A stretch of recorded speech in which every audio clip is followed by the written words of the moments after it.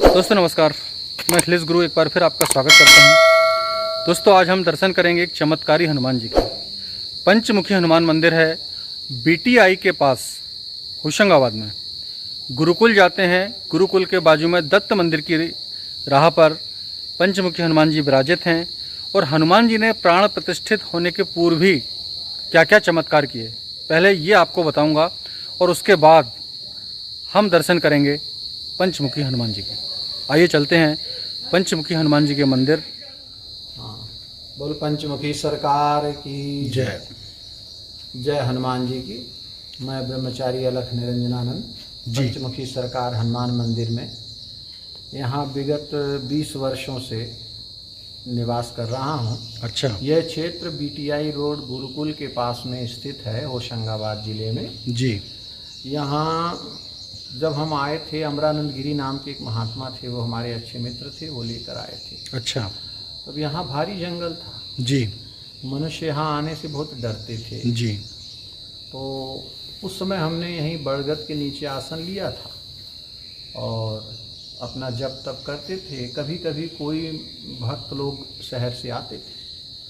तो सन 2001 में, यानी सन 2000 में तो हमने यहाँ आसन लिया। सन 2001 में कुछ भक्त लोग आए तो उन्होंने कहा कि महाराज आज रक्षाबंधन है और रक्षा सूत्र किस किस को बांधते हैं।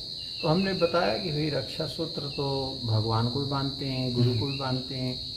जो हमारी रक्षा कर सके उनको रक्षा सूत्र बांधने की परंपरा हमारे सनातन धर्म में सदियों से चली आ रही है। सभी भक्त लोग बोले कि नहीं, फिर गुरुजी हम आपको राखी बांध देते हैं।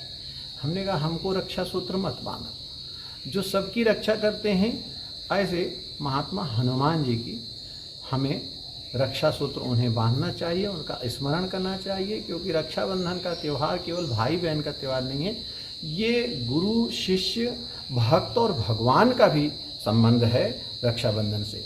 और रक्षा हर प्राणी को चाहिए, कोई ऐसा मनुष्य नहीं है, ऐसा कोई प्राणी नहीं है जिसको रक्षा ना चाहिए। तो उसी विचार को प्रेरित होकर के सब भक्त बोले गुरुजी अब हनुमान जी को रक्षा सूत्र आज कैसे बांधे। तो हमने उनको सुझाया कि एक भक्त के यहाँ हमने पंचमुखी हनुमान जी की मूर्ति रखी है और वो मूर्ति हमको पिछले वर्ष यानी सन 2000 में गुरु पूर्णिमा के दिन प्राप्त हुई थी। वो भी कैसे प्राप्त हुई थी कि नर्मदा में हमारे कुछ भक्त लोग गुरु पूर्णिमा का त्यौहार मनाने आए। तो हमने कहा भाई हमारी पूजा मत करो, हम तो मनुष्य हैं। हालांकि हमारे सनातन धर्म में लोग गुरु को ईश्वर से अधिक मानते हैं, तो भी मैं ब्राह्मण ब्रह्मचारी संत हूँ। वाराणसी मेरी जन्मभूमि है और मैं विगत अग्नि अखाड़े का संत भी हूँ और ब्रह्मचारी व्रत को धारण करते हुए आज 20 वर्ष से नर्मदा तट पे तपस्या कर रहा हूँ। तो भी मैं मानव पूजा में विश्वास नहीं करता, ये मेरा मत है। और गुरु पूर्णिमा के दिन हमने शिव जी का अभिषेक कराने का विचार किया। यो गुरु सर्वदेवानां। तो शिव जी के अभिषेक के लिए हम नर्मदा के तट पर गए और उस नर्मदा तट पे हमने मिट्टी से शिवलिंग बनाया एक पत्थर के ऊपर। वो पत्थर वहीं रेत में पड़ा था। और जब सब पूजा वूजा शिव जी का अभिषेक हो गया, आरती हो गया, तो भक्तों ने कहा कि गुरुजी अब ये शिवलिंग का क्या करें, नर्मदा जी के किनारे है, तो ऐसा करते हैं इन्हें नर्मदा जल में विसर्जित कर देते हैं।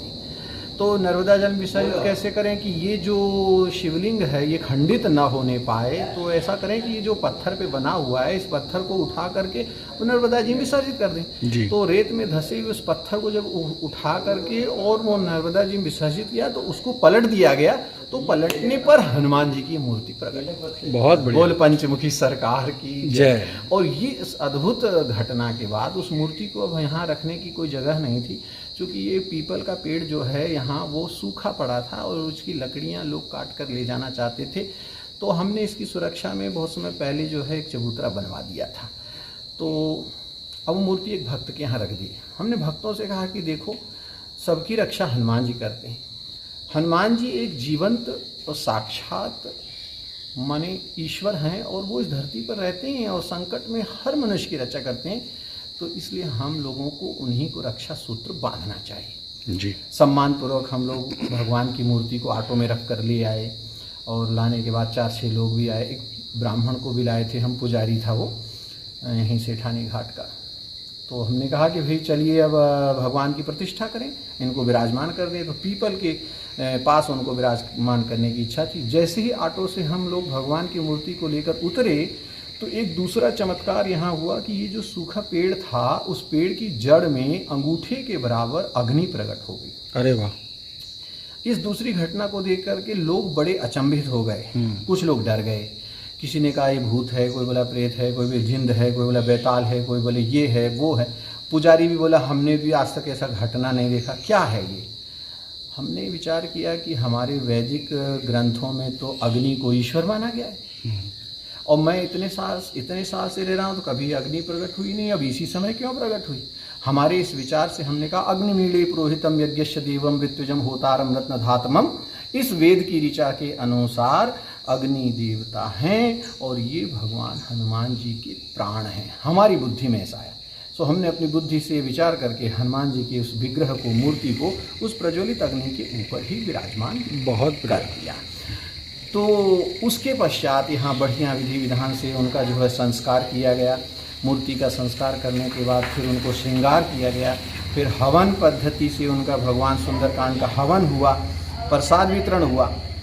सभी भक्तों ने कहा कि ऐसा लग रहा है महाराज जी यहाँ बहुत समय से हनुमान जी बैठे हैं। मैंने कहा देखो, जाकी रही भावना जैसी, प्रभु मूरत देखी तिन तैसी। अब मैंने अग्नि को हनुमान जी का रूप देखा, लेकिन अब मूर्ति में उनका जो तेज आ गया है, उनका जो प्रकाश आ गया है, वो आप लोग को बता रहा है कि ये हनुमान जी ही अग्नि के रूप में प्रकट हुए थे।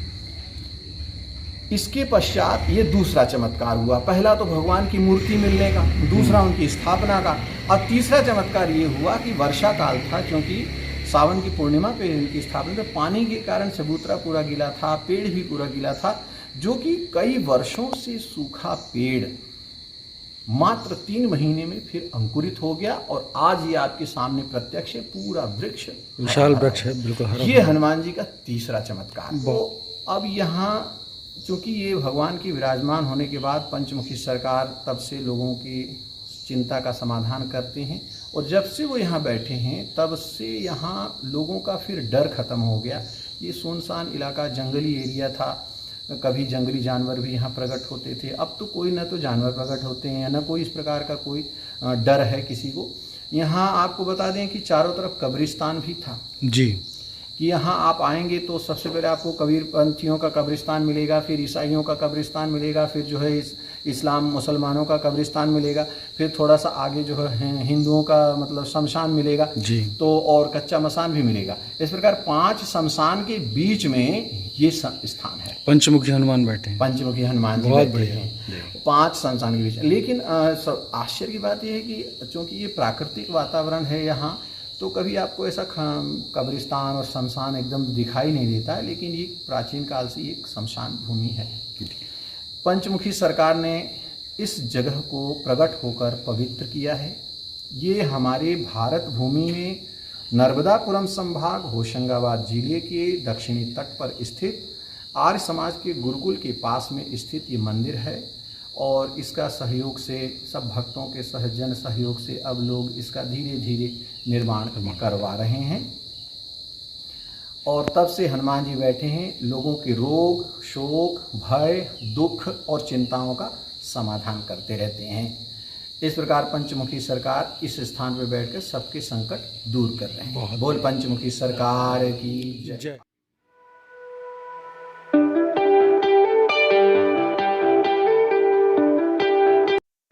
यह है पंचमुखी हनुमान का मंदिर, जो होशंगाबाद के गुरुकुल के बाजू में बीटीआई के पास स्थित है।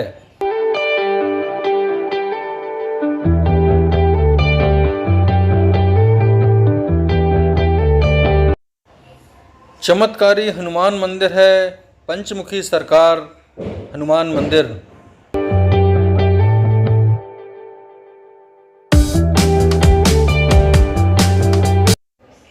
पंचमुखी सरकार हनुमान मंदिर के आगे ही एक दत्तात्रेय जी का मंदिर है, जिसके वीडियो की लिंक मैं आई बटन में दे दूंगा, आप जाकर देख सकते हैं।